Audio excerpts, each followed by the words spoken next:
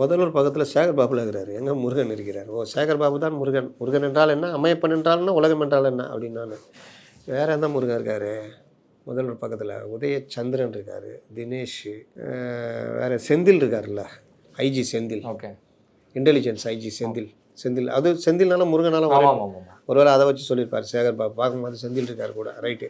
Any time அவர் தானே இருப்பார், intelligence IG இல்லை, ஒருவேளை அதை வச்சு சொல்லியிருக்கலாம். அப்புறம் ஆதித்யநாத்துக்கும் பவன் கல்யாணுக்கும் தமிழ்நாடு என்ன சம்மந்தம்னா, அப்போ ராஜ்நாத் சிங்கும் தமிழ்நாட்டுக்கு என்ன சம்மந்தம்? ஏன் கூப்பிட்டு வந்தீங்க சொல்லுங்கள். ராஜ்நாத் சிங்கும் தமிழ்நாட்டுக்கு என்ன சம்மந்தம்? ராகுல் காந்திக்கும் தமிழ்நாட்டுக்கும் என்ன சம்மந்தம்? இதை நீங்கள் கூப்பிட்டு வரீங்களா தலைவர்? டிகே சிவகுமாருக்கும் தமிழ்நாட்டுக்கு என்ன சம்பந்தம்? பினராயி விஜயனுக்கும் தமிழ்நாட்டுக்கு என்ன சம்பந்தம்?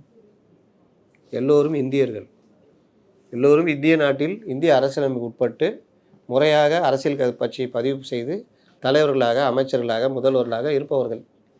ஒரு கட்சி அவர்களுடைய விருப்பப்பட்ட தலைவர்களை அழைக்கிறது.